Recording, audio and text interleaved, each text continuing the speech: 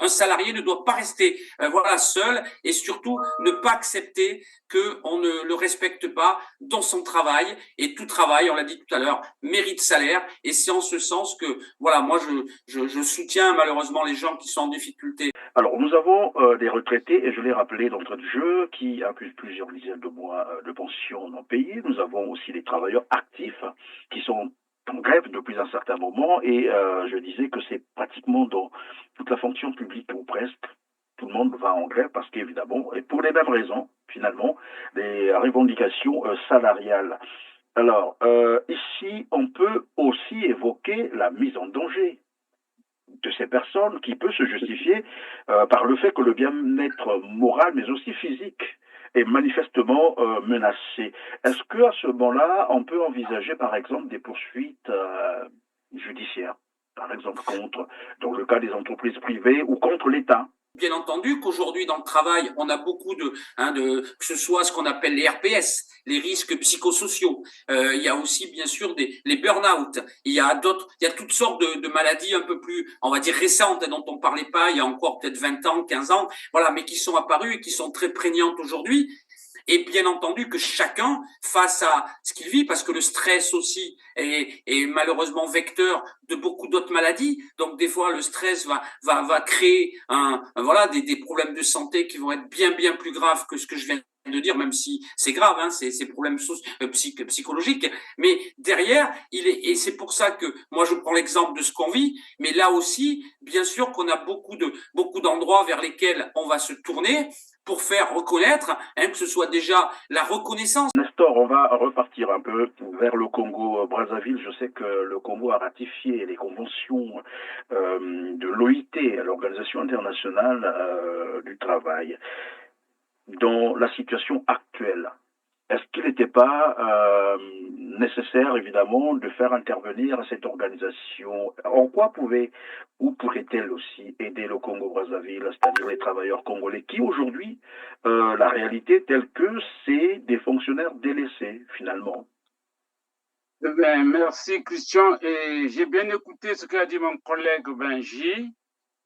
Effectivement, il a tout à fait raison. Moi, je vous donne d'abord une définition. Qu'est-ce qu'un syndicat? Un syndicat joue un rôle fondamental pour le respect du droit du travail, notamment le droit à des conditions de travail justes et favorables. Ce que j'ai vu dans le reportage ne se fait pas au Congo-Brazzaville. Effectivement, le Congo a ratifié beaucoup d'accords. Convention, oui. Les conventions. Il a signé beaucoup. Il y en a à peu 310 à peu près. Et même à l'OIT. L'année dernière, j'ai eu un collègue du Congo-Brazzaville qui était parti à l'OIT. Bon, il a écouté le discours. Il sait très bien que quand il y a des soucis dans le travail, notamment dans des pays comme l'Afrique, il y a deux organisations internationales qui peuvent intervenir, l'OIT et la BIT. L'OIT, c'est l'Organisation internationale du travail, et le BIT, c'est le Bureau international du travail.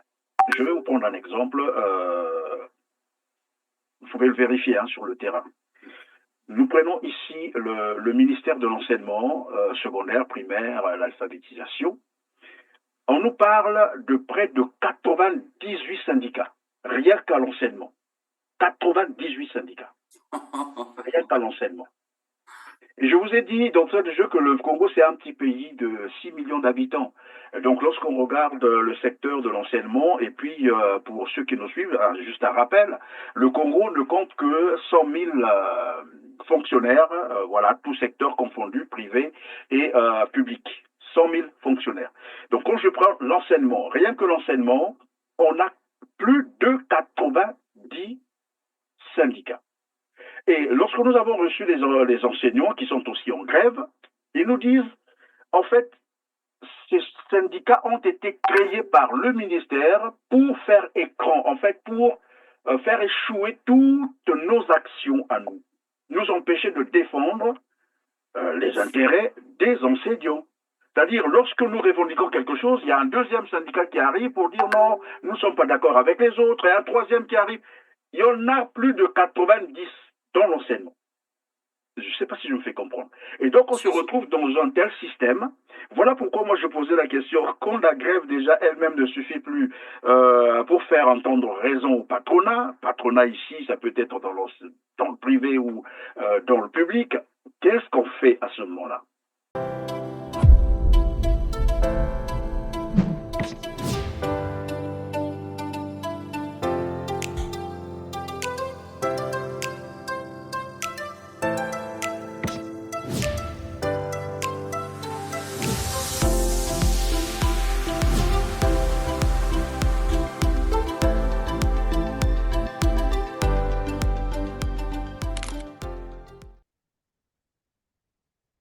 Bonjour à toutes et à tous, mesdames, messieurs, ravi de vous retrouver sur R7 pour évoquer le rôle du syndicat dans l'entreprise. Comme vous pouvez vous en douter, plus rien ne va au Congo-Brazzaville. Depuis l'an dernier, donc 2024, on assiste à une succession des grèves dans tout le secteur ou presque de la fonction publique. Santé, éducation, transport, finance, bref, pour Denis Sassou Nguesso, c'est de l'anarchie. C'est ici le lieu d'appeler l'attention de certains de nos compatriotes qui, du fait des difficultés conjoncturelles rencontrées, se sont engagés dans des grèves anarchiques, mettant en péril leurs entreprises ou leurs administrations.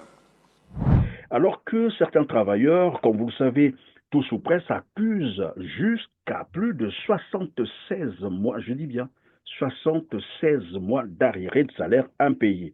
Les étudiants congolais sont à plusieurs dizaines de mois de bourses impayées, ce depuis pratiquement 2018, ils n'ont plus jamais perçu leur bourse. Les fonctionnaires retraités, une couche sociale des plus vulnérables, des plus fragiles de la société, ne sont pas épargnés à ce très mauvais traitement social. Ils sont à plus de 40 mois de pension impayée. Et ceux de la mairie de Brazzaville, tenez-vous tranquille, accusent 11 ans, je dis bien 11 ans, pas 11 mois, mais 11 ans de pension impayée que je vous propose de suivre dans ce reportage avant de vous présenter mes invités. Suivez.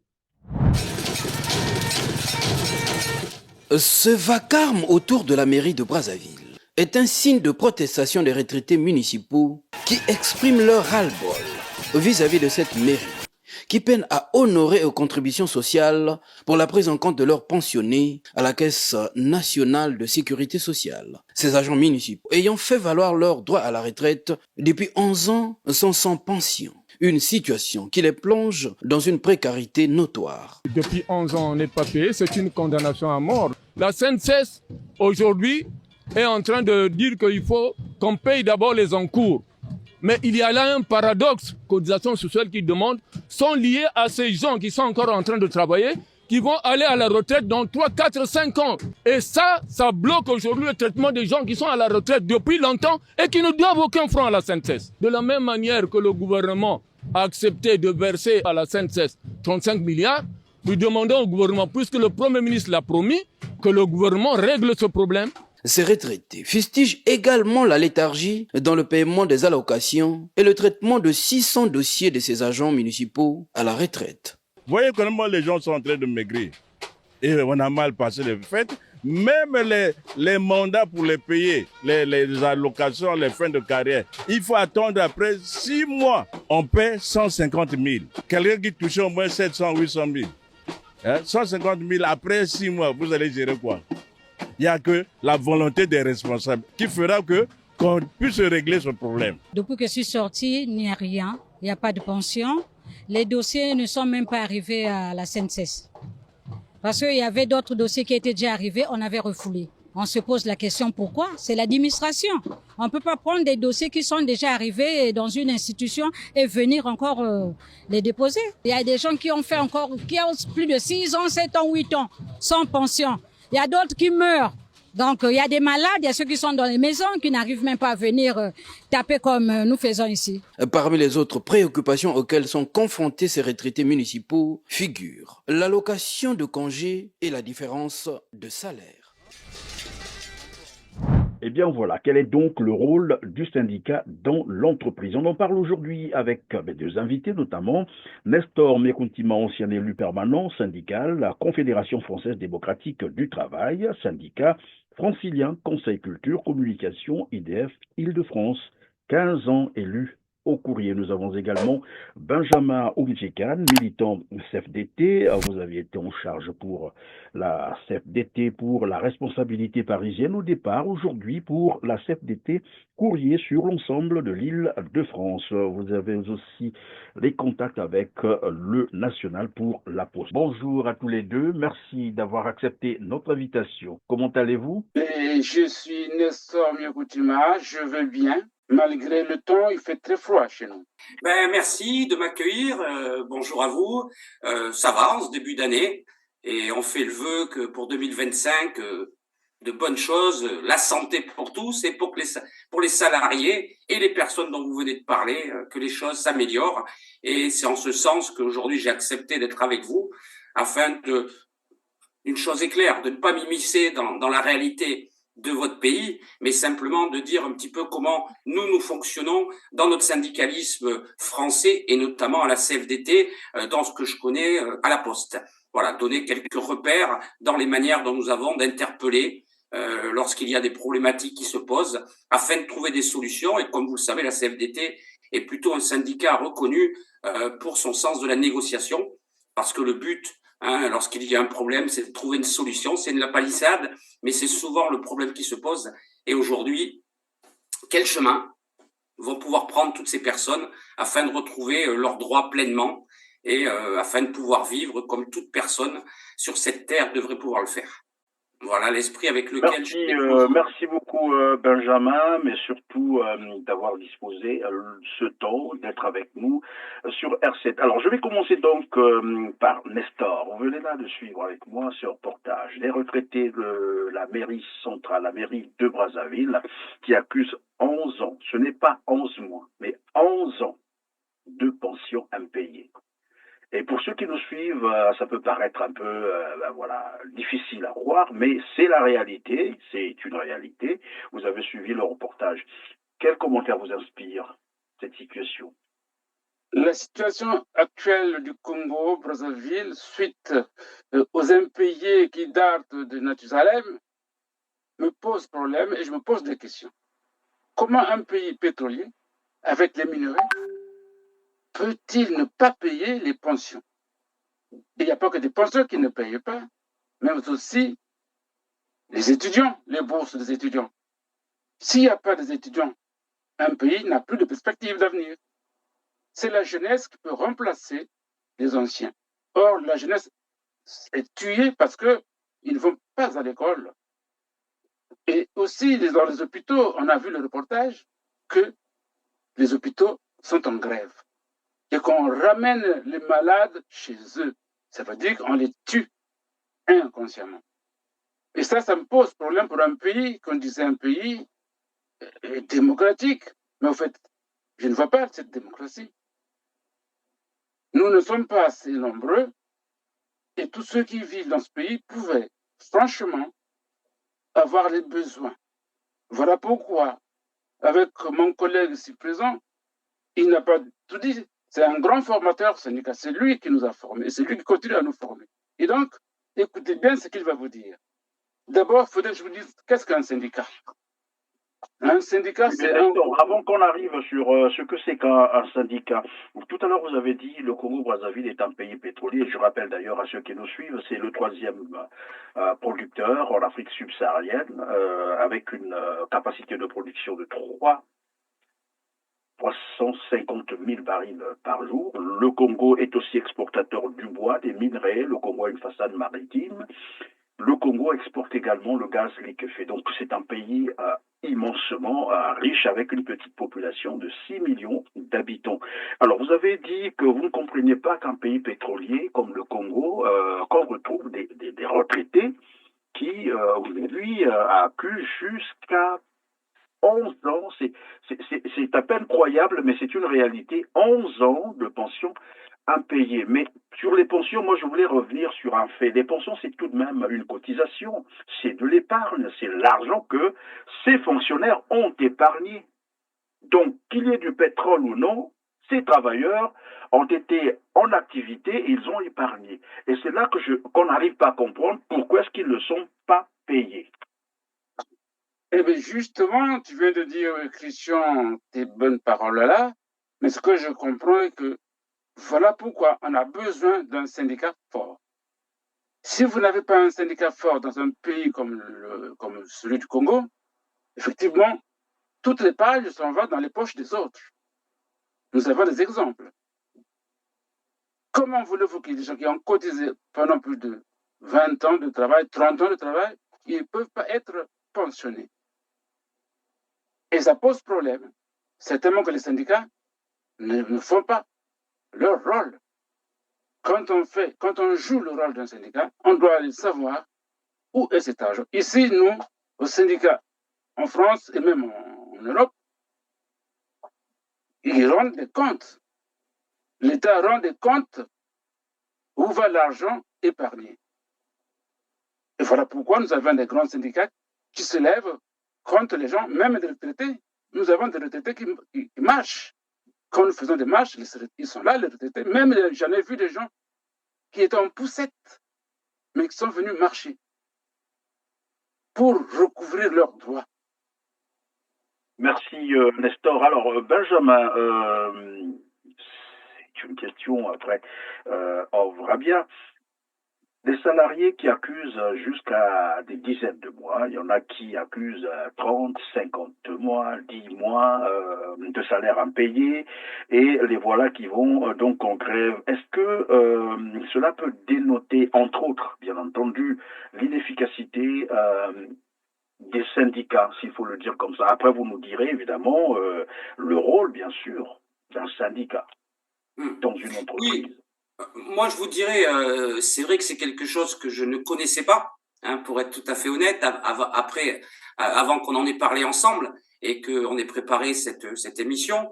Et c'est vrai que c'est quelque chose qui, par mon histoire en France, c'est vrai quelque chose d'inconcevable. Voilà. Maintenant, comme je l'ai dit au départ, je ne jugerai pas, mais simplement, je me dis que le syndicalisme est quand même bâti sur le rapport de force.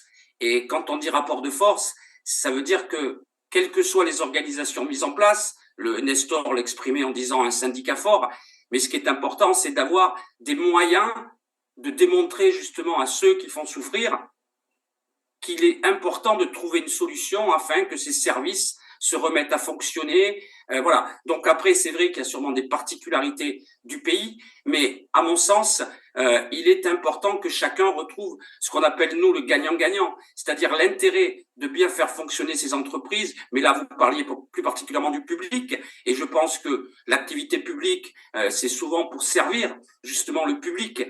Et donc, il doit y avoir des ralentissements dans les missions que le pays doit à ses administrés. Donc, c'est en ce sens-là que je pense que le peuple devrait montrer tout le manque qu'ils ont dans les missions qui doivent être menées. Et c'est ce rapport de force-là qu'il faudrait créer et montrer que derrière, ça peut ralentir l'économie, ça peut ralentir, voilà. Donc il y a forcément, alors c'est vrai qu'à ma place c'est compliqué parce que je ne veux pas rentrer puis je connais pas assez le pays, mais de l'extérieur, je me dis qu'aujourd'hui la porte de sortie doit se trouver quand même dans le besoin de trouver une solution pour que chacun s'y retrouve. Il est impensable, et c'est pour ça que même je vous l'avais dit en préparant l'émission, comment des personnes peuvent rester sans avoir de salaire pendant 11 ans. Je veux dire, on a souvent des crédits pour une maison, accompagner ses enfants pour qu'ils grandissent, aller à l'école, enfin, manger, fait tout ce qui accompagne notre quotidien. Et moi, c'est vrai que c'est le plus grand mystère, c'est comment ces gens se débrouillent finalement pour vivre.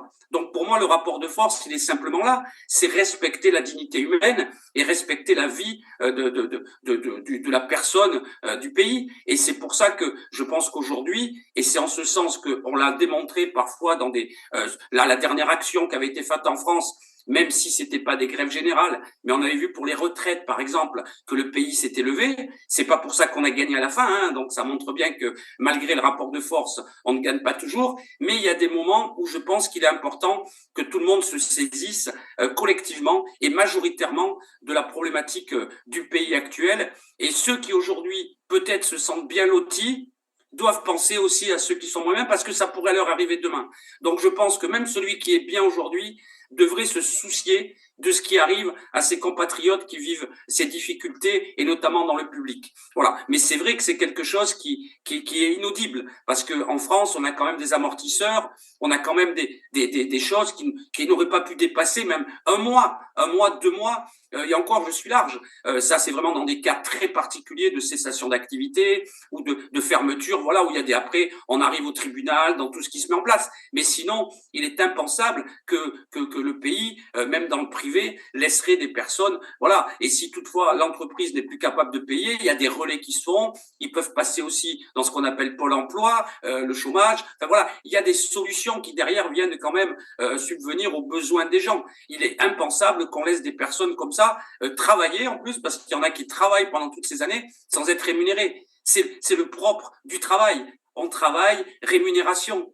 Donc voilà, moi c'est vrai que encore une fois, c'est difficile parce que je suis pas du pays. Encore une fois, je ne veux pas m'immiscer ni juger, bien entendu. Ça serait mal approprié. Oui, mais évidemment, Benjamin, vous avez tout à fait raison. Mais tout à l'heure, vous avez parlé des amortisseurs. Oui. À quoi faites-vous allusion concrètement? Et ensuite, vous nous direz comment fonctionne normalement un syndicat et quel est son rôle Tout à dans fait. l'entreprise. C'est ça. Ben, les amortisseurs, c'est tout d'abord, les choses se font un petit peu de manière comment on appelle ça, niveau par niveau, c'est-à-dire qu'au début, le problématique. Alors, si on parle du public, c'est encore différent parce que le fonctionnariat est traité différemment. Donc là, vous avez quand même, quand je parle d'amortisseurs, nous avons la loi, nous avons les ministères, nous avons tout ce qui fait que. Et là, quand je disais par étage, ça veut dire que si au début, dans un service, vous êtes au ministère de n'importe quel ministère, vous avez un problème, il va d'abord essayer de se régler à l'intérieur du ministère. Et si toutefois le règlement n'est pas possible, il va dépasser le ministère dans des endroits justement au-dessus, ou sinon ça peut aller sur les prud'hommes,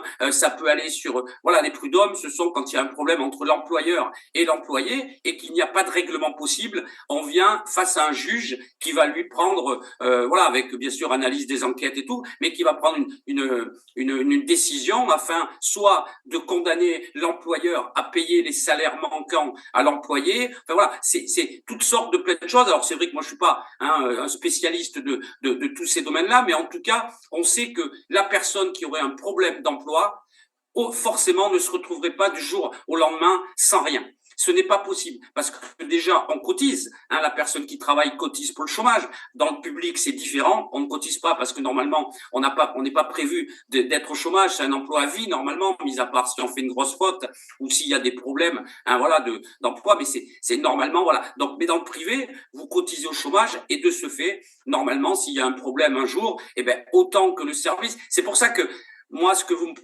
qu'on a discuté en préparant cette émission, c'est quelque chose qui est toujours difficile à entendre à notre place parce que l'activité demeure, les personnes doivent travailler, mais pourtant il n'y a pas de salaire au bout. Et ça, c'est quelque chose qui est inaudible. Voilà, c'est soit il n'y a plus d'activité et les personnes, bien sûr, on n'a plus à les rémunérer. Et là, l'amortisseur, dans ce cas-là, c'est le chômage auquel ils ont cotisé. Mais en aucun cas, on est dans un no man's land où il y aurait rien. Vous voyez, c'est l'un ou l'autre. On ne peut pas. Et puis ensuite, la personne qui serait au chômage et qui n'aurait plus de droits parce qu'il aurait épuisé ses droits, parce que le chômage, c'est pas vie, c'est une durée par rapport au temps travaillé. Et ben derrière, on a aussi des amortisseurs sociaux tels que le RSA, tels que voilà des choses qui sont mises en place. Alors c'est vrai qu'en France, on est particulièrement social. Il y a beaucoup de choses qui existent, mais pour nous, c'est un minimum, tel qu'on appelle aussi le minimum vieillesse, c'est-à-dire donner quand même quelque chose aux personnes pour qu'ils puissent vivre dignement, à minima. Et c'est vraiment moi ce que je ressens, parce qu'encore une fois, mon interrogation, elle est de se dire comment des personnes peuvent rester autant d'années sans avoir de salaire. Franchement, c'est quelque chose qui est vraiment difficile à comprendre. Très difficile à comprendre. Nestor, tout à l'heure on a parlé de la loi, on peut faire recours à la loi, et donc c'est de savoir si l'activité syndicale est garantie par la loi au Congo-Brazzaville, par la constitution congolaise. Oui, il y a une garantie qui existe, puisque la constitution du Congo-Brazzaville, l'article 25 et 32, si vous voulez, je peux vous les lire, mais ça garantit le droit aux agents de manifester syndicalement.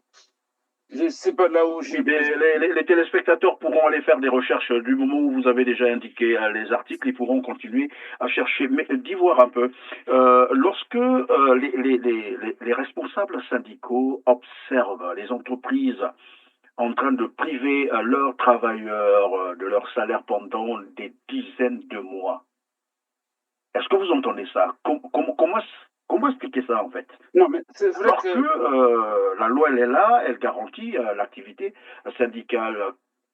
Comment expliquer qu'on arrive à des mois, des dizaines de mois, d'arriérés de salaire impayés? c'est pas entendable à nos yeux, aux yeux des gens à l'étranger, en Occident et notamment en Europe. C'est pas entendable. Si vous permettez, M. Cusson, j'ai un exemple. J'ai été interpellé par des collègues de la SNL de Pointe-Noire. Ils sont 10 salariés, 10 mois sans salaire. Ils m'ont appelé pour voir qu'est-ce que je pourrais faire pour eux. Je leur demande, est-ce que vous avez des fiches de paie? Non. Est-ce que vous avez un contrat? Non. Comment voulez-vous travailler dans le privé? Vous n'avez pas de contrat, vous n'avez pas de fiche de paie à la fin. Et ça fait 10 mois, ils ne sont pas payés, ils sont 10 salariés. J'ai interpellé le patron. Il me dit, écoutez, ce que vous dites là, c'est faux, je vais vous porter plainte. Écoutez, allez-y. J'ai eu des documents, je les ai envoyés. Quand il est venu, je ne veux pas dire son nom, il se connaîtra. Les agents de la CNL, ça fait 10 mois, ils ne sont pas payés. Aujourd'hui, il accepte de payer que 5 personnes. Ça veut dire qu'il y a de l'anarchie. Et il faut dire que ce patron, c'est bien un Français, basé à Marseille. Comment voulez-vous aller dans un pays où les agents souffrent, vous ne les payez pas et vous payez qu'une partie des gens qui ont travaillé, alors que l'entreprise marche, la SNEL. Et donc, nous, à notre niveau, on ne peut pas entendre ça. J'ai demandé d'aller au prud'homme. Et j'ai même moi-même parlé avec l'inspecteur des prud'hommes, qui m'a dit, on a géré ce problème, on a défini qu'ils payent, maintenant c'est à eux de payer. Mais je pense qu'il y a beaucoup de choses qui ne marchent pas dans ce pays. Oui, mais pardon, Nestor, vous parlez là d'une entreprise installée au Congo-Brazzaville, tenue par un citoyen français, vous l'avez dit tout à l'heure. Dans cette entreprise, on emploie, disons, des gens sans contrat, travail, pas de fiche de paye, et là, l'administration laisse faire. Comment ça? Mais c'est ça que je dis, mais ce n'est pas entendable pour nous. Il n'y a pas la réglementation, même si elle est affichée, mais elle n'est pas respectée. Et donc, c'est au pouvoir public de faire respecter la loi que les gouvernants décident. Quand la loi elle est écrite dans la Constitution, eh bien, elle doit être exécutée par le pouvoir public qui ont cette réglementation de le faire. Je pense que beaucoup de choses qui ne marchent pas partent tout d'abord du sommet. Donc, le sommet doit se repentir, pour ne pas employer un mot qui n'est pas le nôtre, mais la repentance doit partir de chez eux pour dire, voilà, nous sommes tous des humains, mon collègue Benji vient de le dire, mais demain nous allons tous partir. Mais qu'est-ce que nous allons laisser? Les enfants non scolarisés, les retraités qui meurent dans les hôpitaux, ça n'est pas entendable pour nous. Voilà pourquoi ces salariés de SNL que j'ai suivis, et le dossier n'est pas encore terminé, on le suit encore. Il faut qu'ils aient leur salaire. Mais il y a aussi la peur. Ils ont la peur de dénoncer parce qu'ils disent que si je dénonce, demain je me retrouve à l'hosto. Oui, bien Nestor, s'il vous plaît. Là, vous parlez d'une société. Depuis hier, je ne sais pas si c'est avant-hier, il y a l'hôpital général, je veux dire le grand hôpital de Pointe-Noire, la deuxième ville du Congo-Brazzaville, la ville pétrolière du Congo-Brazzaville. Donc, les agents sont allés en grève, toujours dans le cadre, bien sûr, des revendications salariales. Le problème des travailleurs, ça nous concerne nous tous. Et vous n'êtes que des représentants. Les résultats de la grève lancée depuis le 8 octobre 2024, la situation des collègues admis à la retraite dont les indemnités de fin de carrière ne sont pas payées, une autre situation de 3 mois de salaire sortie du trésor public et transférée à la Banque sino-congolaise pour l'Afrique, BESCA, sont autres points majeurs abordés pendant plusieurs heures de débat au cours de cette Assemblée générale extraordinaire sous tension. Tous ces points ont été débattus et les travailleurs ont suivi avec attention l'exposé des faits. Centré sur l'analyse situationnelle au cours des mois d'octobre, novembre et décembre 2024 et les avancées constatées sur le paiement des salaires de l'année 2024. Ils ont aussi suivi les avancées liées sur la loi portant harmonisation de l'âge de départ à la retraite des agents régis par le Code du travail. Après des échanges contradictoires sur la réouverture de l'hôpital, l'intersyndicale et ses agents de l'hôpital de Longili, qui considèrent que leurs revendications n'ont pas été prises en compte, ont décidé de maintenir leur mouvement de grève. Et nous savons que le CHU est toujours en grève. L'université Marien-Ngouabi court déjà un risque, je crois, d'une année blanche. Et nous avons dans le secteur de transport, je l'ai rappelé d'entrée de jeu, ils sont encore en grève. Alors, il y a des grèves un peu partout. Est-ce qu'ici, on peut encore parler des syndicats, j'allais dire, de l'activité syndicale au Congo-Brazzaville? Sinon, est-ce que cela peut dénoter également de la faiblesse, sinon de l'inefficacité de ces syndicats, finalement? Moi, je pense que les deux sont reliés. Les deux, du part de vue inefficacité et la faiblesse, tout va ensemble.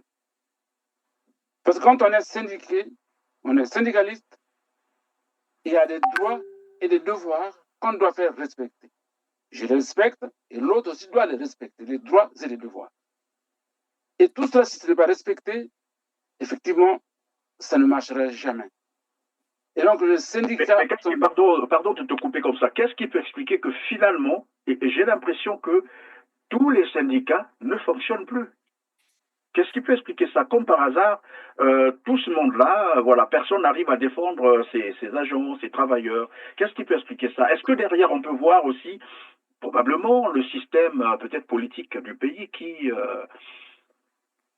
ne semble pas, évidemment, correspondre à l'activité syndicale? Alors, moi, je vais vous citer une phrase qu'avait prononcée Alain Berset. Alain Berset, c'est le président de l'OIT. OIT, c'est Organisation internationale du travail. Qu'est-ce qu'il dit? Il n'y a pas de véritable liberté sans politique sociale éclairée. On dit bien politique sociale éclairée. Au Congo, parce que je viens de voir dans le reportage, il n'y a pas de politique sociale éclairée. Et donc, les syndicats, ce que vous appelez, si j'ai bonne mémoire, les confédérations syndicales du Congo, à mon avis, il n'y a pas que moi qui le dis, ils sont corrompus. Et c'est la corruption qui est une gangrène qui fait que les choses ne marchent pas. Si aujourd'hui, moi, je me lève, on me propose des gâteaux, ben je prends et je fais arrêter la grève. Je parle de gâteaux, je ne veux pas dire aller plus loin, c'est des sous, c'est de l'argent. Et tout fonctionne comme ça. Voilà pourquoi ça ne marche pas et ça ne marchera pas si on continue. Rappelez-vous, à l'époque des Boukambu, des anciens syndicalistes, ils ont eu du mal à pouvoir faire asseoir le syndicat dans notre pays. Et les jeunes qui sont arrivés, sont-ils formés? À mon avis, il leur manque de formation syndicale bien. Et je vous apprends que nous, à la CFDT, on forme des étrangers, on forme même des Africains. On n'a jamais vu des Congolais se venir former chez nous, alors qu'on peut leur donner des formations gratuites. Il y a un budget qui est là. Mon ami Benjamin vous le dira, il y a un budget qui est là pour former les jeunes Africains. Et notamment, beaucoup sont formés en Afrique de l'Ouest, mais très peu en Afrique centrale, notamment au Congo-Brazzaville. Il y a une personne de la RDC qui est venue se faire former ici, elle est repartie, mais à Brazzaville, il n'y a personne qui se fait former, en tout cas pour la CFDT. Parce que Oui, ce mais sont des gens qui... on a beau se former, Nestor, mais après la formation, il faut d'ailleurs, et c'est le cas peut-être de revenir là-dessus, il faut un environnement propice pour exercer l'activité syndicale. Si l'environnement ne vous le permet pas, comment vous allez vous y prendre? Parce que on ne va pas dire quand même que tous ces responsables syndicaux n'ont jamais été formés. Mais on a l'impression que tout le monde s'est arrêté. Et c'est peut-être, après votre réponse, on va repartir vers Benjamin pour comprendre le rapport, en fait, les relations entre les responsables syndicaux et les syndiqués. Comment ça se passe et que peuvent faire, par exemple, les syndiqués lorsqu'ils se rendent compte que finalement leur mandant, non, leur mandaté, c'est ça, je crois qu'on appelle ça, ne font Oui. rien finalement si les responsables syndicaux ne font plus rien, ne peuvent plus défendre leurs intérêts. Comment devraient normalement réagir, par exemple, les syndiqués, les travailleurs? Alors là-dessus, mon cher Christian, j'ai une devise, et ce n'est pas la mienne, c'est encore celle de la BIT qui dit si vice pacem colle justificatiam. Ça veut dire en français, ça c'est en latin, mais en français ça veut dire si tu veux la paix, respecte la justice. Et c'est un problème de la justice. Est-ce que au Congo, il y a une justice? Pour qu'il y ait la justice, il faut qu'il y ait une police. Et une police bien formée qui respecte et qui fait respecter la loi. La loi, elle est dans la Constitution. Ce n'est pas des personnes qui arrivent parce que je suis monsieur Intel, le chef Intel, que je fais respecter. Non, la loi, elle est dans la Constitution. Donc, d'abord, la loi. La justice et la police doivent la faire respecter. Donc, nos compatriotes, quand je parle de formation, aussi on leur forme à la justice, à ce que c'est qu'un justicier doit faire. Quand tu connais tes droits, et puis tu es capable de te défendre. Alors, peut-être que dans ce pays-là, c'est la loi la plus forte qui domine. Mais rappelez-vous, il y aura toujours un jour où les gens vont se lever. Parce qu'un jeune, j'ai vu qu'au Congo, il y a plus de jeunes que de vieux. Mais ces jeunes-là qui ne travaillent pas, un jour, ils vont se dire, mais non, c'est fini. On se réveille, c'est la vie ou c'est la mort. Et ça arrivera un jour. C'est arrivé en France, c'est arrivé en Europe. On ne peut pas délibérément laisser des gens comme ça affamés. Ils ont étudié, mais ils ne peuvent pas travailler. Alors qu'il y a des conditions de travail. On peut créer du travail. Au Congo, tout est transformable. Nous avons la terre, nous avons de l'eau, nous avons la mer. On peut transformer les choses et donc trouver du boulot. Et puis, je pense aussi qu'il y a des jeunes qui sont aussi sages et intellectuels, qui connaissent, qui ont la sagesse et la main pour faire des choses. Ces gens-là ne sont pas, on ne donne pas la possibilité vraiment de créativité. J'en ai vu des jeunes qui peuvent créer des choses, qui peuvent faire des choses, mais il faut leur donner les moyens. Oui, mais Nestor, il faut leur donner les moyens. On peut faire les choses de sorte à donner de l'emploi aux jeunes. Encore, ceux qui ont trouvé l'emploi n'ont pas le salaire, parce qu'en fait, c'est lorsqu'on travaille, naturellement, vous devez percevoir votre salaire. Or, même ceux qui ont trouvé l'emploi n'ont pas de salaire. Ceux qui ont travaillé, qui sont allés en retraite, n'ont pas de pension. Voilà la réalité congolaise aujourd'hui, qui est très difficile. Et là, donc, je me tourne vers Benjamin pour comprendre le rapport entre les responsables syndicaux et les syndiqués. Comment ça fonctionne lorsque on se rend compte que finalement vos responsables syndicaux ne font rien, ne défendent plus vos intérêts? Comment devaient réagir les syndiqués, les travailleurs? Oui, alors je fais une petite transition avec ce que Nestor a dit précédemment. Je pense que du rôle du syndicaliste avant tout, c'est d'être là quand même garant que les choses soient respectées, que ce soit la Constitution, les règles du travail, un contrat dans une entreprise. Parce que là, vous parliez de l'exemple du Marseillais qui avait une entreprise. Je veux dire, c'est même encore pire que ce soit quelqu'un d'un autre pays qui agisse comme ça. Mais bon, ça c'est qu'une parenthèse. Mais moi, je pense que les choses, même si j'entends ce que dit Nestor, mais c'est vrai qu'à un moment donné, même d'être bien formé, si en face de nous on a un mur, on n'y arrivera pas mieux. Et là, je pense qu'il s'agit de reprendre, je l'avais dit tout à l'heure, mais des fondamentaux.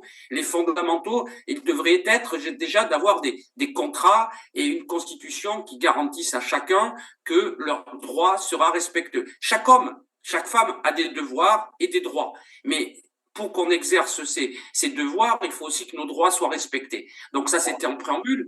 Et donc derrière, le rôle d'un syndicaliste, c'est, en tout cas tel que nous le vivons, c'est déjà d'être présent dans l'entreprise.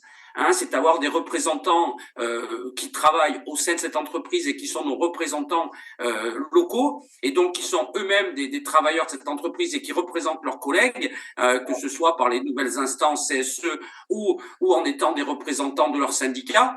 Et donc déjà, on a cette connaissance de l'entreprise, de la manière dont ça fonctionne, et afin qu'on puisse réagir assez rapidement et avant tout qu'on ait quand même constaté si les fondamentaux dont je parlais sont bien, parce que même si on disait au tout début que en Europe, en France notamment, on n'a pas les mêmes problématiques, mais il arrive aussi parfois qu'on ait des situations qui se rapprocheraient de patrons voyous ou de personnes qui n'auraient vraiment pas la volonté. On le voit assez, où il y a des gens qui sont obligés de mener des combats qui parfois durent des années. Et donc notre rôle de syndicaliste, c'est d'être à côté de ces personnes pour les organiser et pour les défendre.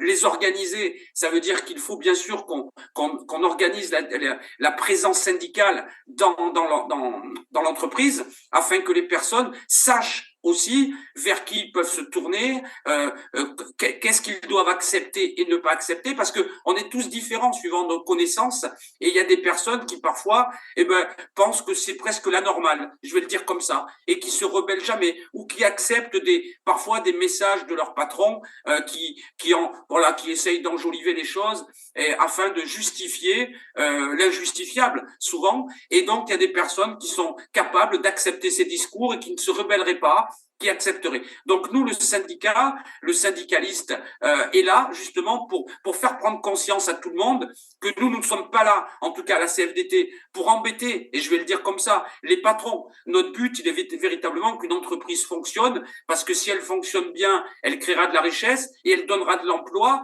et que ça sera le gagnant-gagnant dont on parlait tout à l'heure. Et donc notre rôle avant tout, il est de mesurer la santé d'un salarié dans une entreprise, parce que derrière, les personnes qui sont seules, et c'est pour ça que je revenais au contrat dont parlait Nestor tout à l'heure, qui peut-être n'ont pas été signés en bonne et due forme. Et ça veut dire que si déjà vous n'êtes pas couvert comme vous devez l'être, derrière, un patron aura beaucoup plus de facilité à ne pas respecter ses engagements et même au-delà de ses engagements, son devoir de rémunérer, de considérer, parce que là on parle de salaire, mais il y a aussi d'autres choses parfois dans l'entreprise. Il y a la protection sociale, il y a beaucoup de choses qui font que l'entreprise doit amener quand même du confort entre guillemets à son employé. Donc c'est pour ça que nous, dans notre fonctionnement, je vais le décrire un petit peu. Donc on élabore également les positions de l'organisation envers les salariés pour leur montrer les droits qu'ils peuvent défendre. Encore une fois, parce que quiconque connaît les choses sera toujours mieux à même derrière de demander à ce qu'elles soient respectées. Et pour cela, là je le dis tel que nous le vivons nous, c'est véritablement être au plus près, rencontrer les salariés et les écouter. On doit connaître leur réalité, les comprendre et analyser la situation dans laquelle ils nous ont conviés.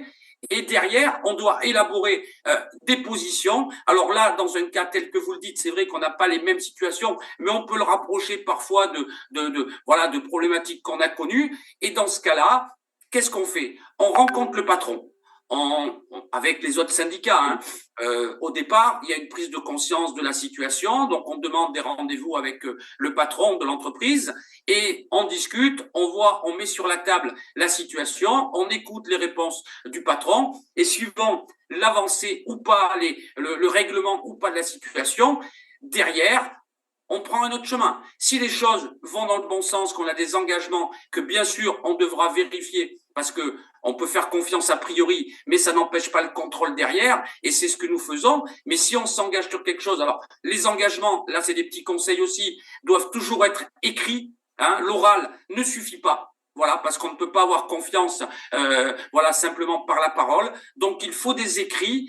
Et donc, mais en revanche, si en face de nous, on a des patrons qui restent sur leur certitude, qui ne veulent surtout pas avancer, il faut qu'on arrive à créer ce que je disais en tout préambule, créer ce fameux rapport de force.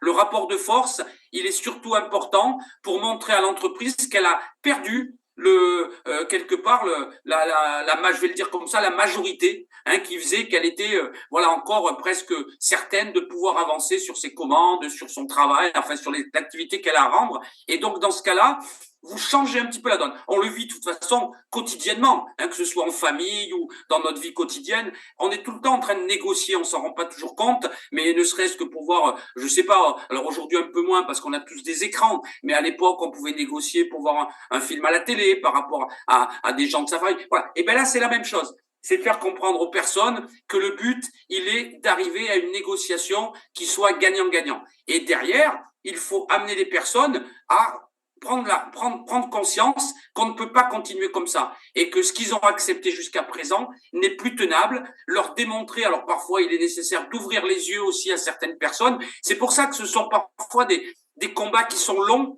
parce qu'il faut arriver à montrer aux personnes qu'on n'est vraiment pas là, en tout cas la CFDT, et ce que moi j'ai dans mon ADN, le but, il n'est pas de défaire l'emploi, parce que le but, il est quand même de garder des emplois, on le voit dans tous les pays, c'est souvent des difficultés à notre époque qui sont compliquées. Donc, quand on a des emplois, on souhaite les conserver, mais on ne veut pas de l'emploi à n'importe quel prix. Et c'est ça, je pense qu'il faut aujourd'hui que certains comprennent. Et je pense que derrière, il y a peut-être des portes qui s'ouvriraient.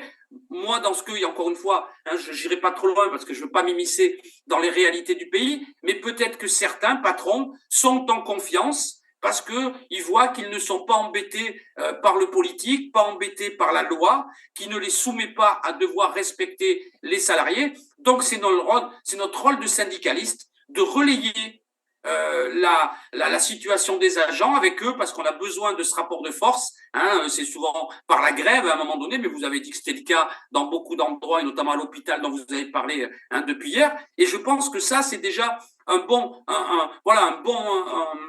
rapport de force qui commence à se créer. Et comme ça, derrière, les patrons auront peut-être un peu plus. Alors après, suivant le pays dans lequel on est, les choses se passent un peu différemment. Mais normalement, les patrons, à ce moment-là, se mettent à écouter un petit peu plus et essayent de trouver des solutions pour sortir. Nous, ça nous est arrivé. Et lorsque il s'agissait de mettre parfois, alors c'est vrai qu'à la CFDT, nous sommes organisés avec une caisse de grève. Ça signifie que dans chaque cotisation de l'adhérent CFDT, il y a une part d'un certain pourcentage qui est mis de côté pour créer un petit trésor qui permettra, lorsqu'il y aura une grève, bien sûr, avec un dépôt de préavis de la CFDT, de couvrir les agents à hauteur d'une cinquantaine d'euros par jour, afin de compenser le salaire qu'ils perdraient. Voilà, donc la CFDT, on a même ce plus, on est le seul syndicat en France qui l'avions créé depuis très longtemps,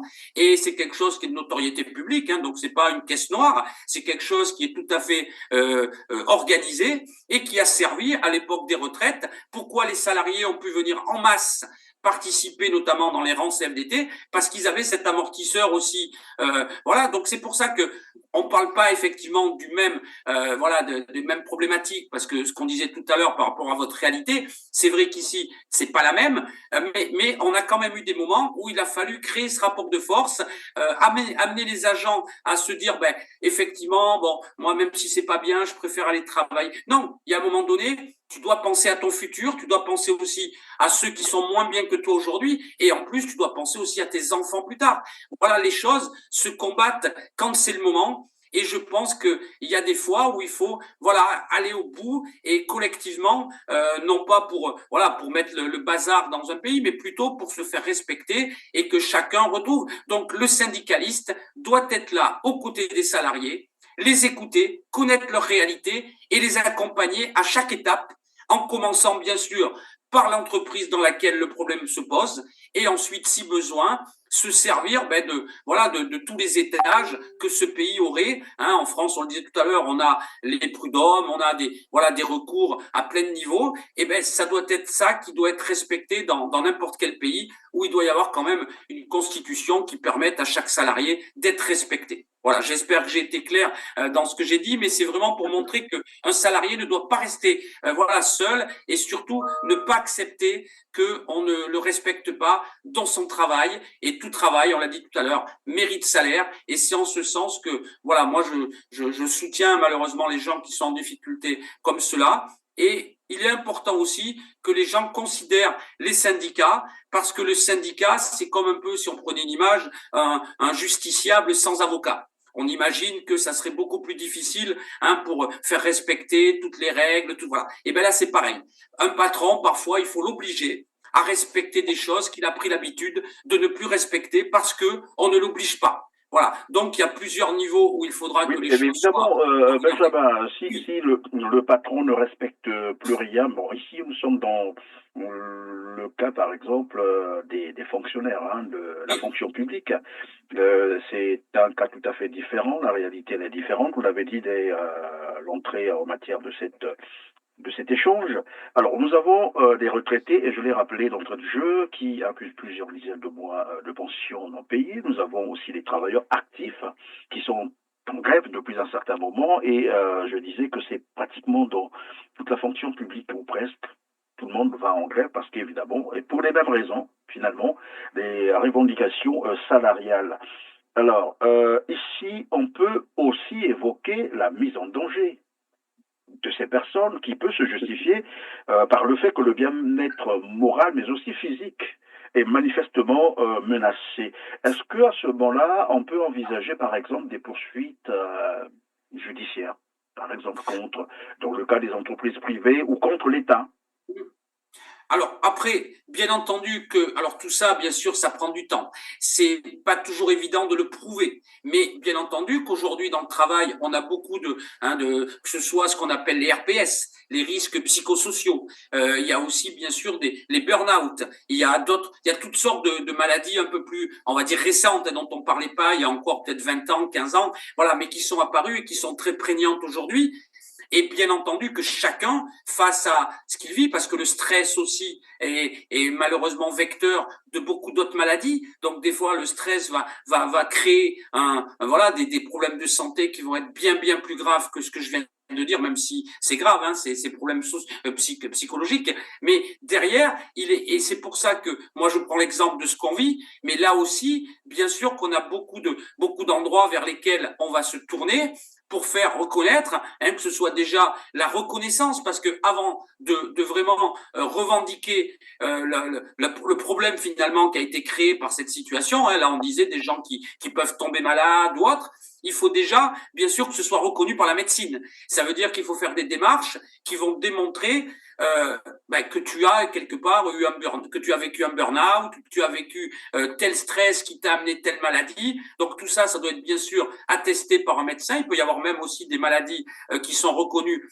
professionnelles, donc qui ont été créées par le métier. Et ça, on engage tout le monde à le faire dès que ça peut arriver. Il y a par exemple, pour les gens qui travaillent de leurs mains sur des gestes répétitifs, les TMS, les troubles musculo-squelettiques, qui sont très répandus, avec souvent des problèmes de canaux carpiens.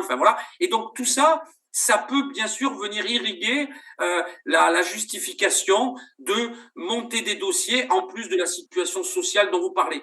Mais tout est à mettre, de toute façon, tout se lie. Voilà, c'est vraiment un tout. Donc, c'est pour ça qu'il faut que le syndicat, et c'est en ça que notre rôle est très important, c'est d'accompagner les salariés à chaque étape.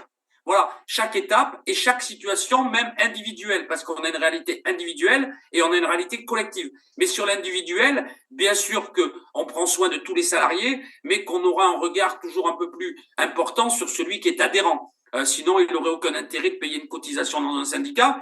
Et donc, à ce titre-là, celui qui paye une cotisation ou celle qui paye une cotisation, on va avoir un suivi qui sera beaucoup plus ténu et on se rapproche de ces personnes très souvent. On prend des nouvelles, on est à leur côté, puis surtout, ils nous tiennent informés de tout ce qu'ils peuvent vivre au quotidien. Je dis ça pour montrer que ces situations-là ne peuvent pas, généralement, elles se font au fil de la carrière.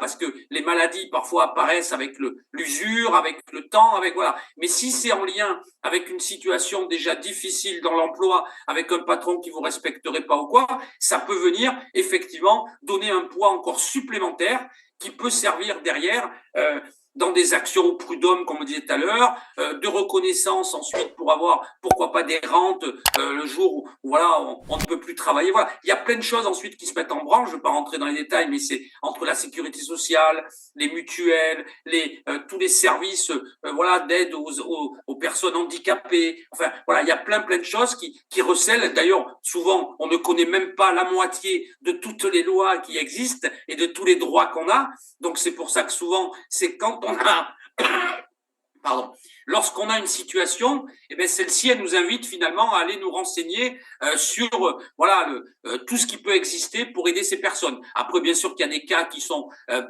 plus souvent mis sur la table, donc ceux-là on a plus l'habitude. Mais lorsqu'il s'agit de cas dont on ne connaît pas, eh bien derrière, on va se renseigner et on essaye de voir tous les chemins qu'on a pour arriver à répondre aux besoins de la personne. Et c'est pour ça que je pense que dans ce que vous vivez aujourd'hui, il peut y avoir, je pense, aussi des personnes qui, tout à l'heure on l'a vu dans le reportage rapidement, mais il y a peut-être des gens qui aujourd'hui souffrent au-delà de l'emploi. Je parle de voilà de ce que je disais à l'instant, des souffrances psychologiques, des souffrances physiques pour certains. Donc ça aussi, je pense que c'est pas neutre et qu'il ne faut pas l'occulter. Voilà, c'est des choses qui sont très dures parce que si en plus de pas avoir votre travail, de pas être payé, enfin d'avoir votre travail mais de pas être rémunéré et que vous tombez malade, c'est quand même terrible pour la vie de quelqu'un. Donc c'est pour ça que les choses sont vraiment à suivre et nous conseillons à toutes les personnes. Alors vous allez me dire, on vend notre voilà, mais non, nous on est là pour dire que vraiment toutes les personnes devraient avoir un syndicat. Quel qu'il soit, nous, voilà, bien sûr qu'on préfère qu'ils viennent à la CFDT, mais on va pas prêcher que pour notre paroisse. Et s'ils doivent aller, mais qu'au moins ils soient couverts et qu'ils connaissent leurs droits. C'est très important. On dit que par nature nul n'est censé ignorer la loi, mais c'est des phrases. La réalité, elle est bien différente, et c'est pour ça que ces personnes ont besoin de syndicalistes qui sont présents, qui connaissent leur réalité, puis surtout qui vont savoir les accompagner dans leurs problématiques. Et ça, c'est quelque chose qui malheureusement ne se fait pas en un jour. Mais voilà, parce qu'après, je comprends que la réalité de certains pays n'est peut-être pas celle chez nous, qu'il y a plus de rapports avec l'État, le gouvernement ou autre. Mais ici, il y a bien sûr l'axe politique qui fait les lois par les députés au Parlement et tout. Mais en même temps, on n'est pas tous les jours en train de parler de l'État qui fait ça pour nous. Non, on est vraiment là dans ce que j'explique, c'est vraiment la vie dans les entreprises. Alors vous avez parlé du public plus particulièrement. Le public, c'est vrai que c'est plus, il y a voilà une gestion qui est différente d'une entreprise privée. Mais pour moi, le fonctionnement envers les salariés est quasi le même. Simplement, les recours sont différents parce que voilà, on a des chemins différents entre quelqu'un de public et privé, mais la finalité est la même. On doit faire respecter le droit des salariés. Pardon. Voilà, donc vous disiez la finalité est la même. Alors Nestor, on va repartir un peu vers le Congo-Brazzaville. Je sais que le Congo a ratifié les conventions de l'OIT, l'Organisation internationale du travail. Dans la situation actuelle, est-ce qu'il n'était pas nécessaire, évidemment, de faire intervenir cette organisation? En quoi pourrait-elle aussi aider le Congo-Brazzaville, c'est-à-dire les travailleurs congolais, qui aujourd'hui, la réalité telle que c'est des fonctionnaires délaissés, finalement? Merci, Christian. Et j'ai bien écouté ce qu'a dit mon collègue Benji. Effectivement, il a tout à fait raison. Moi, je vous donne d'abord une définition. Qu'est-ce qu'un syndicat? Un syndicat joue un rôle fondamental pour le respect du droit du travail, notamment le droit à des conditions de travail justes et favorables. Ce que j'ai vu dans le reportage ne se fait pas au Congo-Brazzaville. Effectivement, le Congo a ratifié beaucoup d'accords. Conventions, oui. Les conventions. Il a signé beaucoup. Il y en a 310 à peu près. Et même à l'OIT. L'année dernière, j'ai eu un collègue du Congo-Brazzaville qui était parti à l'OIT. Bon, il a écouté le discours. Il sait très bien que quand il y a des soucis dans le travail, notamment dans des pays comme l'Afrique, il y a deux organisations internationales qui peuvent intervenir, l'OIT et la BIT. L'OIT, c'est l'Organisation internationale du travail et le BIT, c'est le Bureau international du travail. Ils peuvent saisir ces organisations. À ce titre, ces bureaux-là peuvent interpeller le gouvernement, soit il y a des amendes, soit leur remettre en ordre. Donc, ils peuvent intervenir là-dessus. Il faut bien Mais à quel moment peuvent intervenir évidemment ces organisations? Est-ce qu'elles peuvent s'auto-saisir, comme qui dirait? Ah, bien sûr, par le secrétaire général du syndicat. Par le secrétaire général du syndicat qui constate les faits, ils font un écrit et puis ils envoient à l'OIT. Et l'OIT va saisir les pays concernés. Vous savez que l'année dernière, nous avons envoyé des collègues de notre confédération. Je vous rappelle que la CFDT, c'est le premier syndicat de France. Ça fait déjà 2 mandats qu'on a. On est le premier syndicat de France. Donc, nous ne sommes pas là pour semer le désordre, mais on est là pour faire des propositions et pour négocier. Donc, quand on voit quelque chose qui ne va pas, on fait des propositions et on va négocier. À ce moment-là, si ça ne marche pas les deux, on peut aller à la grève. Donc, effectivement, le secrétaire général de ce syndicat peuvent saisir l'OIT et le BIT. Oui, mais au début, Nestor, vous disiez qu'il y a des syndicats corrompus. Et si le secrétaire est corrompu, par exemple, et qu'il ne peut pas saisir l'OIT, comment ça va se passer? Ah ben là, c'est là où disait mon collègue, il faut un syndicat fort. Et ce syndicat fort, il faut qu'il y ait des adhérents. S'il n'y a pas des adhérents, il n'y a pas de syndicat. Ici, il est dit que dans une entreprise où il y a moins 10 personnes, il faut qu'il y ait au moins un syndicat. Et ça, c'est dit, c'est comme ça. Vous êtes 10, donnez-nous un syndicat, un conseiller syndical. Maintenant, avec le CCE, les choses ont changé. Et ça va encore être beaucoup plus strict qu'avant. Parce que s'il n'y a pas de travailleurs, il n'y a pas d'économie. C'est le travailleur qui amène l'économie. Nous, dans notre syndicat, nous avons un livre qu'on appelle le droit des salariés. Et ce petit livre-là, il est remis en question tous les ans. Là, on a un nouveau qui est sorti en 2025. Il y a d'un côté les salariés, de l'autre les fonctionnaires. Parce qu'effectivement, Benji vient de le dire, que nous n'avons pas les mêmes choses dans chaque syndicat. Ah, donc, quand on est salarié ou quand on est fonctionnaire, ça n'est pas pareil. Il a dit que, par exemple, chez les salariés, chez nous, il y a la CNAS. La CNAS, c'est un organisme qui rémunère, pas rémunéré, qui donne de l'argent quand il y a une grève. Ces gens qui sont plus payés pendant ce jour-là de grève, nous, on les paye. Et donc, ce syndicat doit faire la même chose. Il y a une caisse de grève. Donc, cette caisse de grève permet à ce qu'on rémunère en partie ceux qui sont partis en grève. Donc, le secrétaire général, lui, il ne peut pas être seul pour gérer cette caisse. Il faut qu'il y ait le secrétaire général, le trésorier et puis au moins une 3e personne. Or, chez vous, au Congo, il y a la corruption à tous les étages. Et maintenant, pour... Oui, mais c'est la question, c'est là ma préoccupation. Tout à l'heure, je vous ai dit, nous avons là à faire parce que il faut regarder ça à 2 niveaux. Et je disais, ça peut être aussi l'environnement qui ne s'y prête pas, c'est-à-dire qui ne se prête pas à l'activité syndicale, parce que le Congo-Brazzaville, et ça je prends ça à mon compte, c'est tout de même une dictature, hein, et je suis responsable de ce que je dis. Les rapports internationaux font état d'un pays, sous un système totalitaire. Donc il y a ce côté qu'il faut regarder, mais on ne peut pas en débattre ici, parce qu'ici nous parlons des syndicats, c'est-à-dire de l'activité syndicale. Et il y a un autre côté, le 2e étage, c'est ce que vous êtes en train d'évoquer, des responsables syndicaux corrompus. Je ne dis pas pour autant qu'ils sont tous corrompus, mais je prends l'hypothèse qu'ils seraient corrompus, parce qu'on ne peut pas comprendre que dans un pays, que les travailleurs accusent jusqu'à 76 mois d'arriérés de salaire impayés. C'est incroyable, et je le disais d'entrée de jeu, même ceux qui nous suivent ont du mal à croire à cela, mais pourtant c'est une réalité. Il y a des mairies qui accusent 76 mois d'arriérés de salaire, des travailleurs qui ont 30, 40 mois d'arriérés de salaire, 10 mois d'arriérés de salaire. On ne peut pas arriver à ce stade-là si les responsables syndicaux étaient conséquents. Et donc moi je suppose, et je pose encore l'hypothèse, dans le cas où les responsables syndicaux sont corrompus. Dans un système, un pays totalitaire, responsables syndicaux corrompus, et donc on a du mal finalement à faire entendre raison à ces entreprises ou à l'État, qui est le plus grand je crois, employeurs. À ce moment-là, si la grève ne suffit plus pour faire entendre raison, qu'est-ce qu'on fait à ce moment-là? Non, c'est la question que je nous pose à tous les deux ou à moi seul. Je pense que je Pas tous les deux.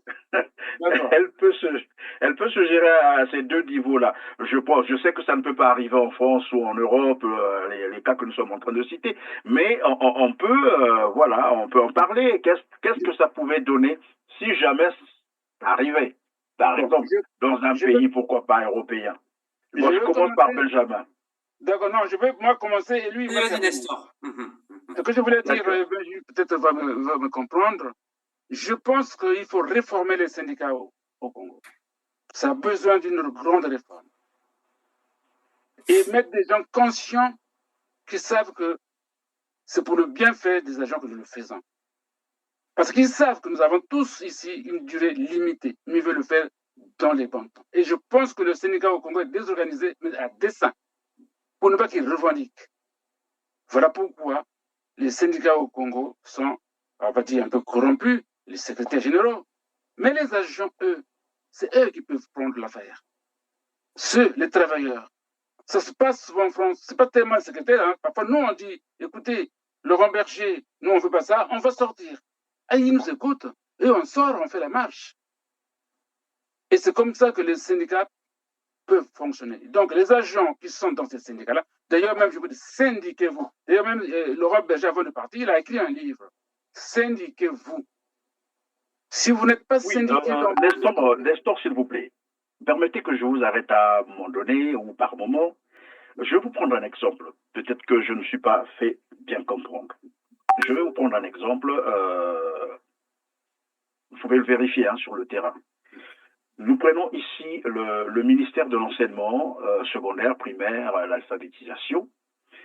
On nous parle de près de 98 syndicats, rien qu'à l'enseignement. 98 syndicats, rien qu'à l'enseignement. Et je vous ai dit d'entrée de jeu que le Congo, c'est un petit pays de 6 millions d'habitants. Donc, lorsqu'on regarde le secteur de l'enseignement, et puis pour ceux qui nous suivent, juste un rappel, le Congo ne compte que 100 000 fonctionnaires, voilà, tout secteur confondu, privé et public. 100 000 fonctionnaires. Donc, quand je prends l'enseignement, rien que l'enseignement, on a plus de 90 syndicats. Et lorsque nous avons reçu les enseignants qui sont aussi en grève, ils nous disent, en fait, ces syndicats ont été créés par le ministère pour faire écran, en fait, pour faire échouer toutes nos actions à nous, nous empêcher de défendre les intérêts des enseignants. C'est-à-dire, lorsque nous revendiquons quelque chose, il y a un deuxième syndicat qui arrive pour dire non, nous ne sommes pas d'accord avec les autres, et un troisième qui arrive. Il y en a plus de 90 dans l'enseignement. Je ne sais pas si je me fais comprendre. Et donc, on se retrouve dans un tel système. Voilà pourquoi moi je posais la question, quand la grève déjà elle-même ne suffit plus pour faire entendre raison au patronat, patronat ici, ça peut être dans le privé ou dans le public, qu'est-ce qu'on fait à ce moment-là? Eh ben, je vais terminer par là. Oui, vas-y. Je vais prendre. Je disais qu'il y a l'OIT qui existe et le BIT. Ces gens-là, ils peuvent décrire ce qu'ils vivent au quotidien dans les syndicats et dans leur pays. Ils envoient à l'OIT et à la BIT en expliquant ce qui s'y passe. Et en attendant qu'eux, ils leur donnent des solutions.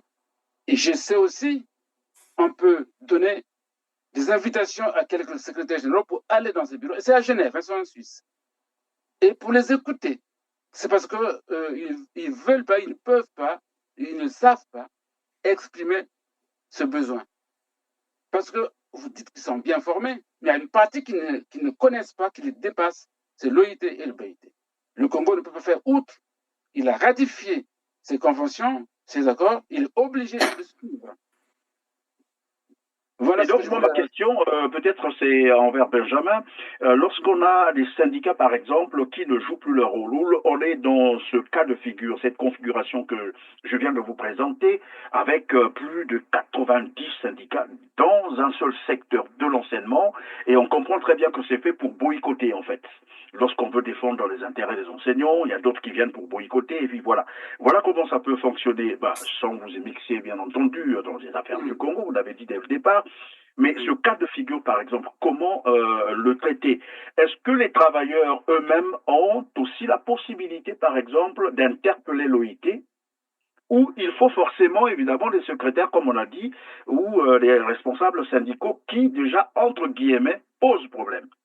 Alors, moi, je vais poser une petite question. Je vais inverser le rôle de petites secondes, si vous permettez. C'est Je vous en comment prie. ça se fait qu'on ait 98 syndicats dans la mesure où un syndicat, il y a des règles qu'on appelle irréfraglables. Il faudrait regarder, c'est des, voilà, il y a vraiment un cahier des charges qui est quand même pas neutre, qui permet d'être reconnu comme organisation syndicale. Et ensuite, dans une entreprise, quelle qu'elle soit, publique ou privée, il doit y avoir des élections qui permettent justement de donner des pourcentages, une majorité, voilà, quelque chose parce que la 98, est-ce qu'il y a eu des élections? Est-ce que les 98 syndicats sont reconnus? Voilà, parce que sinon, on peut effectivement, là, on en revient à quelque chose qui est plutôt anarchique. Vous voyez, qu'après, on peut se servir, comme vous l'avez dit, de tout pour faire des écrans de fumée et passer, voilà. Mais la règle, encore une fois, je reviens à ce qu'on dit tout à l'heure, c'est qu'il faut arriver à remettre les fondamentaux. Et les fondamentaux, c'est d'avoir des règles, parce qu'ensuite les choses, parce que là, si on va vous répondre, mais quelque part, si les choses sont construites comme ça, c'est comme des sables mouvants, il n'y a rien, et les choses vont. Alors que normalement, il doit y avoir des syndicats représentatifs.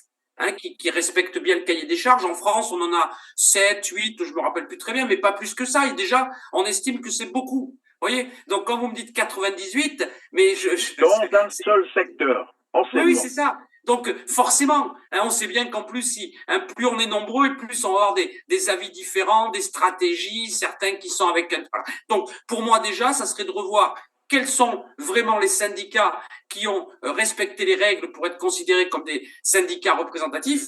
De deux, il faudrait des élections régulièrement, c'est 4 ans généralement les mandats, qui permettent véritablement de mettre des personnes avec de vraies responsabilités, de vrais mandats, qui leur donnent justement la force de représenter, parce qu'un syndicaliste, c'est d'abord un représentant des salariés. Donc en notre nom, on n'est rien. On est là simplement par le mandat qu'on a de représenter les personnes dans le secteur d'activité dans lequel nous sommes, ou la géographie, voilà.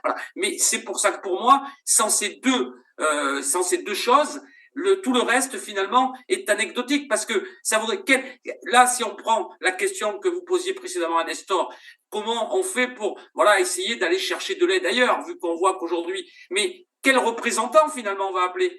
Quelle personne peut être considérée comme un vrai secrétaire général d'une organisation? Vous voyez, donc pour moi, il est important de déjà mettre les choses à plat, de voir qui sont les vrais syndicats représentatifs, et pourquoi pas de remettre en place des élections qui permettent de repartir sur une vraie représentation, et derrière qu'on ait des gens, des secrétaires syndicaux, des secrétaires généraux, des syndicalistes qui là peuvent, en leur nom, faire appel à la BIT, vous avez parlé de l'OIT, ça peut être aussi la Confédération des syndicats européens. Voilà, il y a plein de choses qui peuvent peut-être venir vous donner vous aider, vous donner des pistes, vous soutenir, essayer de trouver des solutions. Voilà, mais pour moi, déjà, il est important qu'on ait, parce que dans notre métier, souvent, ce qui est compliqué, c'est de savoir qui est le véritable interlocuteur.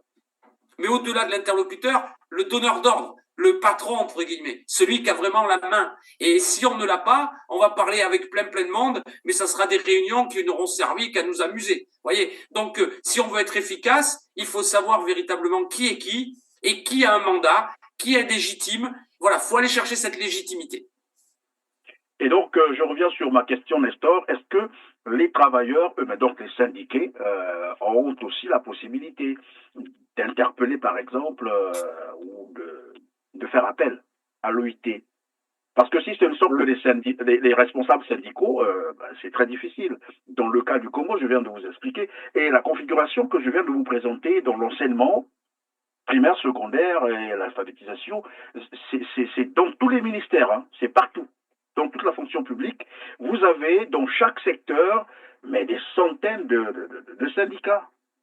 Mais c'est fait exprès, et on l'a expliqué tout à l'heure le pourquoi. C'est fait pour boycotter, pour rendre l'action inefficace. Est-ce que les travailleurs, à ce moment-là, dans ce cas de figure, eux-mêmes peuvent, par exemple, faire appel à l'aide de l'OIT? Effectivement, il y a la Confédération syndicale européenne qui peut aider aussi les travailleurs africains, pourvu que vous les interpellez. Il y a des adresses qui existent. Il y a l'OIT et le BIT qui sont tous basés à Genève.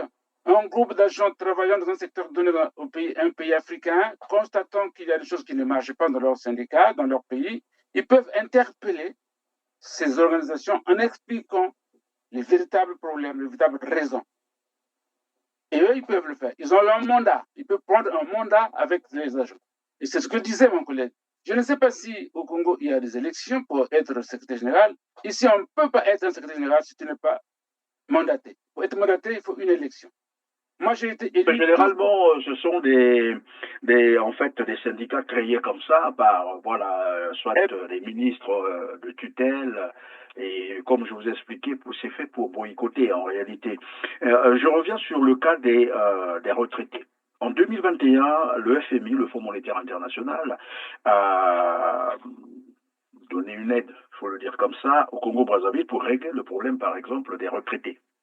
C'était spécifiquement pour les retraités.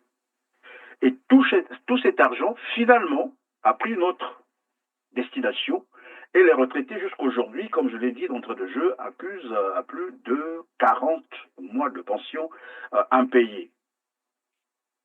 Et dire que ces retraités ont un syndicat ou des syndicats qui, jusqu'aujourd'hui, finalement, continuent à aller soi-disant négocier. Après, bon, c'est des promesses sur promesses, on va faire ceci, on va régulariser, et tout ça n'a jamais eu lieu. Tout à l'heure, on a dit, les retraités, c'est quand même la couche la plus vulnérable de la société. Et voilà qu'il y a des syndicats qui existeraient. Parce que là, on commence maintenant à se poser la question, parce qu'il faut mettre ça désormais en doute. Parce que s'il y avait vraiment les syndicats, on ne serait pas arrivé à la situation où nous sommes arrivés. Est-ce qu'à ce moment-là, comment doivent réagir, évidemment, les retraités ou les travailleurs quand ils sont face à de tels acteurs, j'allais dire, de tels responsables? Bon, moi, ça, je peux répondre parce qu'effectivement, bientôt, je serai retraité. D'ailleurs, j'ai déjà pris ma carte. Nous avions, dans notre syndicat, une section des retraités. Et cette section de retraités existe dans la CFDT et dans d'autres syndicats aussi, comme la CGT aussi. Ils ont des syndicats de retraités. On se retrouve pour voir quelles sont les conditions de vie des retraités. Et ça, c'est dans tous les pays. Les retraités, ils ont travaillé, ils ont cotisé, donc ils ont le droit aussi, quand il y a des réformes, de les intégrer. Là même, ici en France, on est en train de parler, si on peut augmenter un petit peu la pension des retraités.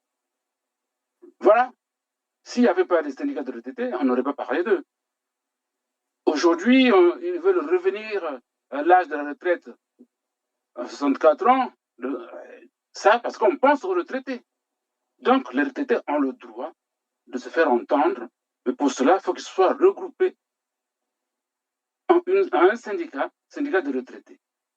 Donc nous avons le syndicat, il existe. Les syndicats, ça existe au Congo-Brazzaville, mais malheureusement. Alors la dernière question, puisque nous sommes à la fin de l'heure, et vous pourriez répondre, hein, vous deux, pourquoi pas, en termes de solidarité internationale, que pourraient faire vos syndicats à vous, ou bien votre expertise? Comment est-ce que les Congolais pourraient profiter de votre expertise? Qu'est-ce que vous pouvez faire pour aider les travailleurs congolais qui sont en souffrance? Je commence au point parce que et puis c'est avec Benjamin qui va peut-être me dire des choses, qui va peut-être me rectifier, mais je sais, je suis allé à la Confédération syndicale CFDT. J'ai parlé avec les personnes qui s'occupent des syndicats l'étranger. Et notre syndicat CFDT a réservé un budget pour former les syndicalistes étrangers. Notamment, il y a un secteur qui est adapté pour les syndicalistes d'Afrique centrale. Il y a aussi un secteur pour l'Afrique de l'Ouest. Sauf que le secteur d'Afrique centrale n'a jamais demandé cette aide-là. Nous avons un budget qui est consacré pour ça, de 1% de notre budget, c'est quand même énorme, pour aider ces syndicalistes. Peut-être qu'ils n'étaient pas informés avant, hein, maintenant que l'information est donnée.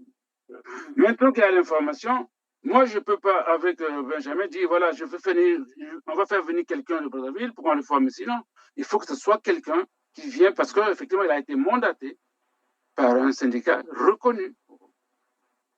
Parce qu'on a aussi la responsabilité de, quand on fait venir quelqu'un, de le prendre à soin, ses soins, tout ce qu'il peut faire ici, le logement, l'alimentation. Et c'est nous qui serons en charge de ça. On ne peut pas prendre quelqu'un qui vient et puis après il disparaît. Donc c'est des gens qu'on forme et puis qui retournent pour ramener ce qu'il a appris chez nous. Nous avons une bonne de formation. On a ici, d'ailleurs en face de nous, quelqu'un qui nous forme. Et moi, si je parle comme ça parce que j'ai été formé par la CFDT et donc aussi par lui. Merci Nestor. Alors Benjamin, comment est-ce que vos organisations, par solidarité internationale, je répète, pourraient aider ces fonctionnaires, dirais-je, en danger?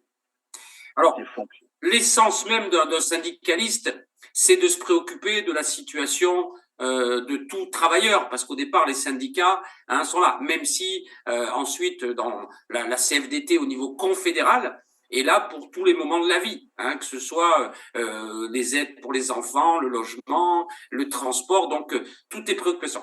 Simplement, il y a une chose qu'il faut, et Nestor l'a un peu dit, mais la CFDT, je parle d'un CFDT parce que c'est votre syndicat, mais les syndicats français par exemple ne viendront pas s'immiscer dans un pays s'ils ne sont pas invités ou qu'on ne vienne pas leur demander leur avis ou leur demander une aide. Voilà, donc je pense qu'il faut déjà qu'il y ait une volonté des syndicalistes de votre pays qui viennent pour demander, pourquoi pas rencontrer des représentants syndicaux français et afin de soit de leur donner quelques conseils, soit de les aider aussi à accéder, pourquoi pas, à la Confédération européenne des syndicats, qui a un poids encore un peu plus fort parce qu'il représente l'Europe et qui peut avoir accès justement au Parlement européen. Mais il est important qu'il y ait une démarche. Mais on y revient toujours. Qui, comment, quelle légitimité. Vous voyez, donc c'est pour ça qu'il est important qu'il y ait des syndicats qui peuvent se prévaloir d'une certaine légitimité et qui sont dans le bon sens, pas ceux qui seraient là pour donner une mauvaise image du syndicalisme, ceux qui sont plutôt de mèche, comme vous l'avez dit à certains endroits. Et si vous en avez, eh bien que ceux-ci n'hésitent pas, et Nestor notamment peut faire l'intermédiaire parce qu'il connaît du monde à la Confédération. Voilà, on peut être simplement vecteur d'orienter les personnes pour qu'elles rencontrent les bons interlocuteurs et qu'ensuite ils soient guidés, soutenus, aidés. Et parce que aujourd'hui on ne peut pas accepter ce qui se passe quand on est syndicaliste. Bien sûr qu'on œuvre chacun dans notre pays, dans nos métiers, dans notre entreprise. Mais ça fait toujours mal au cœur de voir la raison qui nous a amené à avoir cet échange aujourd'hui et qui moi m'a ouvert les yeux sur des situations que je ne connaissais pas, parce que vraiment je ne connaissais pas cette réalité. Et parfois on se rend pas compte du confort qu'on a et que de la chance qu'on a parfois aussi que nos droits soient respectés. Donc moi j'invite tout le monde à prendre conscience que il faut qu'ils demandent, vous l'avez dit tout à l'heure, et moi c'était vraiment ce que j'ai dit depuis le début. Moi c'est vraiment pas m'immiscer dans le pays.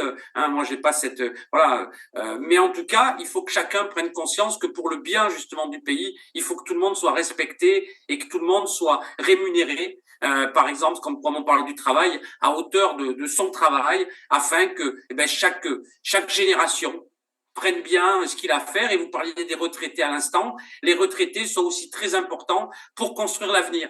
Parce que justement, ils ont un peu plus de temps. Ils peuvent aussi partager tout ce qu'ils ont connu et appuyer sur des besoins pour encore voilà. Donc il faut que tout le monde y mette un petit peu aide à ce redressement et la CFDT notamment, mais les syndicats en France, je pense, seront toujours heureux de pouvoir accompagner. Ça a été fait dans d'autres pays. L'un des pays les plus remarquables où ça a été fait, c'est en Tunisie. Par exemple, il y a eu un soutien il y a quelques années, il me semble. Je l'ai relu il y a pas longtemps, où ils sont venus aider pour justement après tout ce qui s'était passé dans ces pays, pour remettre un petit peu d'aide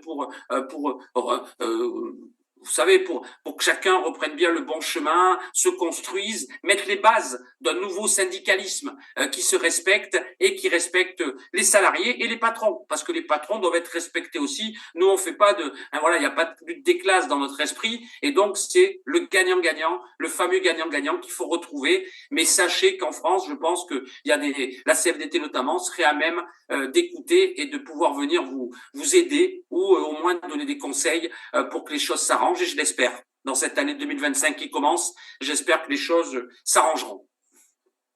Merci Benjamin Oujikan. Merci Nestor. Tu permets une chose? Je vous en prie, Nestor. Oui, alors en 2000, le courrier déclinait à la poste. On était à 15-20%, il n'y avait pas de courrier parce qu'il y avait eu Internet est arrivé, et donc le courrier n'était plus envoyé. Donc on perdait de l'argent. Je me souviens, j'étais là. La CFDT a fait des propositions au ministère pour dire, voilà, maintenant, comme le courrier il baisse, on était à l'époque plus de 300 000 salariés, il faut qu'on fasse quelque chose. On va créer une banque, la banque postale. Si à la banque postale, c'est grâce à la CFDT. À l'époque, il y avait 1000 agents. Aujourd'hui, c'est la banque postale qui ramène de l'argent à la poste. Je ne citais pas les syndicats, il y en avait d'autres qui étaient contre. Si Benjamin le permet, il y avait Sud, les CGT, ils étaient contre qu'on crée la banque. Ils disaient que la poste, c'est fonctionnaire, donc on reste fonctionnaire. On a créé la banque postale qui, aujourd'hui, elle ramène beaucoup d'argent dans l'entreprise. Et donc, on a pu garder des salariés. Le but, ce n'est pas de licencier, mais de garder les salariés. Et c'est pour ça qu'aujourd'hui, nous sommes là, la CFDT, négocions, nous proposons, et si ça ne va pas, on fait la grève. Et ce que nous demandons aussi aux syndicats du Congo-Brazzaville, de négocier, de proposer, et si ça ne marche pas, d'aller en grève. Il y a des organismes qui sont là, à Bruxelles, comme en Suisse, interpellez-les, écrivez, et je pense qu'ils vous entendront et vous écouteront. Je vous remercie. Je vous en prie, Nestor. Merci, Benjamin, en tout cas, d'avoir été avec nous sur R7, de vous en prie, c'était pas grand-chose. Partagé votre expérience, mesdames, messieurs. Vous avez compris que c'est la fin de cette émission. Merci de nous avoir encore suivis. On se prend donc rendez-vous très prochainement. Merci.